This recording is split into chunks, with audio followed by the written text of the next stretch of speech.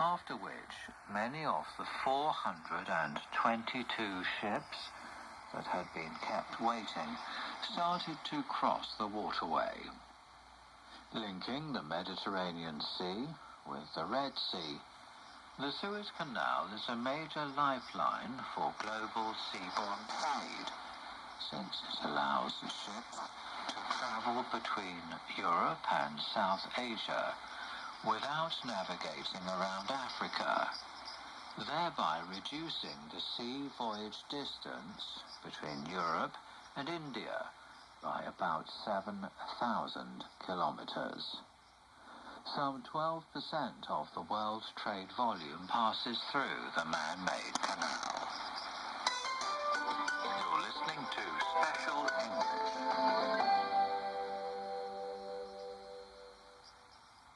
The world's largest contract chip maker, Taiwan Semiconductor Manufacturing, or TSMC, announced on April the 2nd its plans to invest $100 billion in the next 3 years to expand its manufacturing capacity and keep up with demand.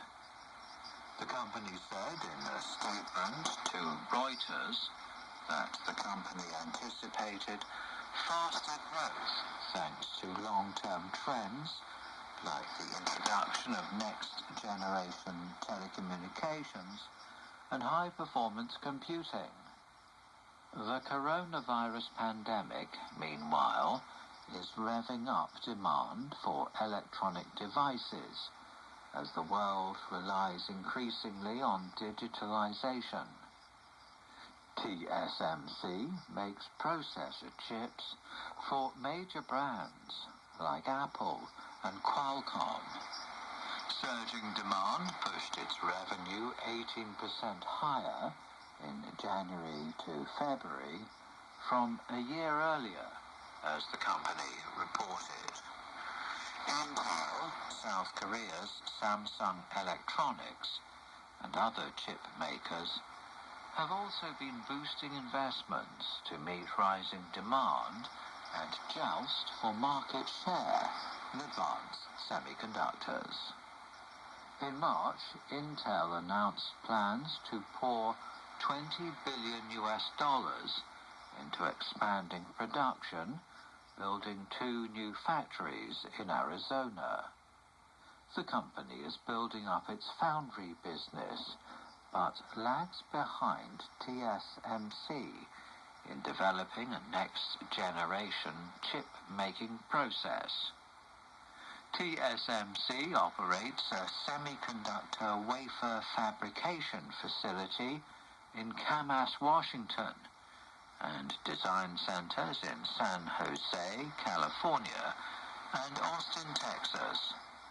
It has announced plans to invest $3.5 billion in a second U.S. manufacturing site in North Phoenix, Arizona, as concern grows over heavy American reliance on sources in Asia for high-tech components. This is Spe-cial English.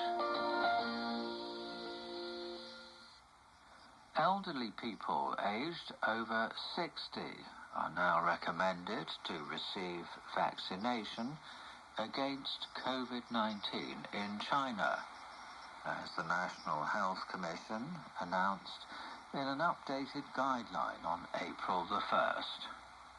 According to the Health Commission, data is insufficient for the 3rd phase clinical trials on the group, but data from phase 1 and 2 trials show vaccination to have a certain protective effect for them. In recent months, some regions in the country have already started vaccinating people aged above 60 and in good health. You're listening to Spe-cial English.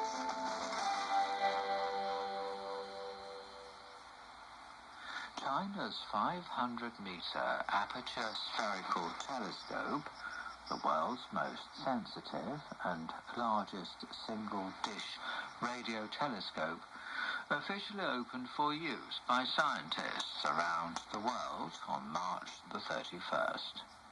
The National Astronomical Observatories, a subsidiary of the Chinese Academy of Sciences, said in a statement that astronomers can visit website fast.bao.ac.cn to submit applications for observation.